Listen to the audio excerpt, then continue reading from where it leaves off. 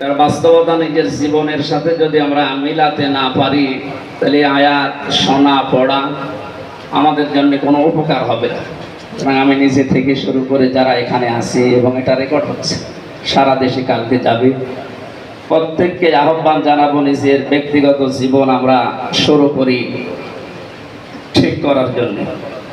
জেলখানার ভেতরে 3টা বছর আমি ছিলাম। যতগুলো মানুষের সাথে আমার পরিচয়, তাদের যে আমল আখলাকের উন্নতি, বিশেষ করে মাওলানা মামুনুল হক, প্রায় 51-52 বছর বয়স মানুষটা, কিন্তু তার ইবাদতের যে স্পিরিট এই 3 বছরের ভেতরে আগে কি ছিল আমি জানি না, কিন্তু আমার সাথে পাশাপাশি রুমে আমরা ছিলাম, ওনার ইবাদতের মাত্রা অনেক বেড়ে গিয়েছিল।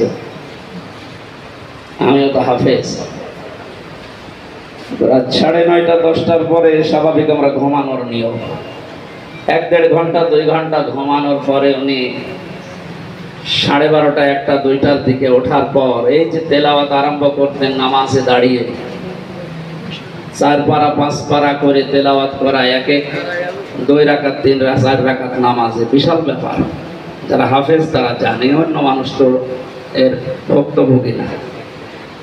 এরপর অন্যান্য ইবাদতগুলি ব্যবহারিক যে আচরণ, ব্যবহার, এই কথাবার্তা, মুআমালাত মুআশারাত, বাইরে থেকে উল্টাপাল্টা ধারণা আমিও করেছি ওই সমস্ত মানুষদের প্রতি, তো না, ব্যক্তিগতভাবে যা দেখলাম পুরাটা আলাদা। আমি জেল থেকে বের হওয়ার পরে উনি যখন বের হলেন, আমি গিয়েছিলাম দেখা করার জন্য। বলছিল, হামজা আমি কুষ্টিয়ায় যাবো, একটা ছাগল জবাই করো, কুষ্টিয়ার যারা আলেম আছে তাদেরকে নিয়ে আসো তোমার বাড়িতে, আমি খাবো।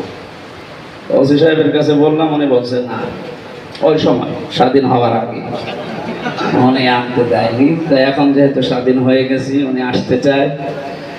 ওনাকে আর ছিল মুফতি আমিন সাহেবের জামাই মাওলানা শাকাওয়াত হোসেন রাজি ভাই, এরপরে আরো যারা আলেম ছিল 4-5 জন, আরো 2 জন বাইরের লোক আসার কথা জানিয়েছে। ওনাদের নিলে কি হবে আমি দায়িত্বশীলদের বলবো, ইলিয়াস কাঞ্চন টিমসন, এই 2 জনকে মনে হয় নিয়ে আসা ঠিক হবে না।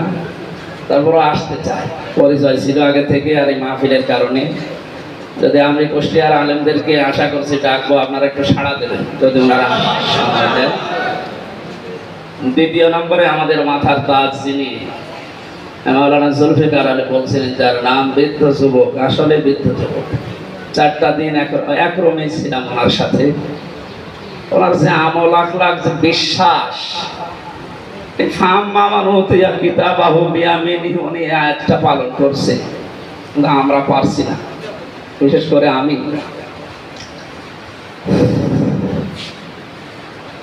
কতগুলো মামলা তার মাথার উপরে, প্রতি সপ্তাহে 4 দিন 5 দিন করে হাজিরা থাকে। কাশিমপুর কারাগার থেকে ঢাকা আদালত 4-5 ঘন্টা যেতে আসতে সময় লাগে, জামে পড়লে তো 8-9 ঘন্টা। এই যে 60-65 বছরের মুরব্বী মানুষ এই কষ্ট স্বীকার করার পরও এসে দেখতাম রাত 8:30-9টায় যখন পৌঁছাতেন ঘরে, বলতাম, স্যার খাবার খাবেন না?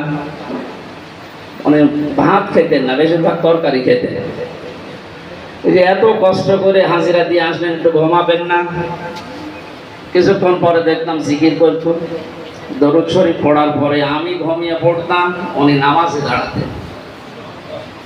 হাফেজ কিনা আমি জানি না, মনে হয় হাফেজ, পরবর্তীতে আয়াত মুখস্থ অনেক করেছে। নামাজের ভেতরে যতটুকু পারতো পড়তো, কিন্তু সেজদায় যে 40 মিনিট 45 মিনিট 1 ঘন্টা 1.5 ঘন্টা এক সেজদায় কাটিয়ে দিয়েছে। আমার তো 12 রাকাত নামাজও 1 ঘন্টা লাগে না, আর তার একটা সেজদায় 1-1.5 ঘন্টা কেটে যেত। কি বলতো এখন মনে করেন? এই মানুষটার যে কষ্ট স্বীকার করা, যে ইখলাস ভেতরে,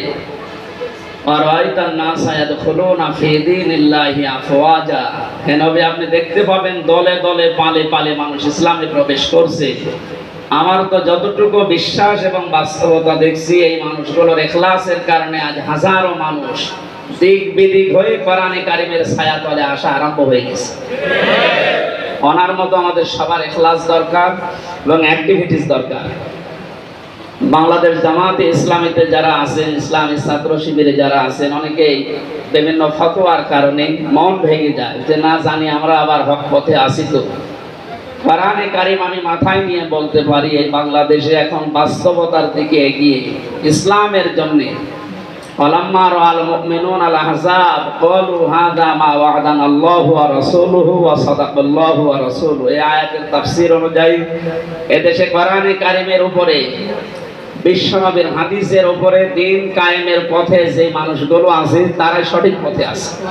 এজন্য নিজেদেরকে কখনো হীনমন্যতা ছোট মনে বা না জানি আবার নাসাত পাই কিনা এই মাইক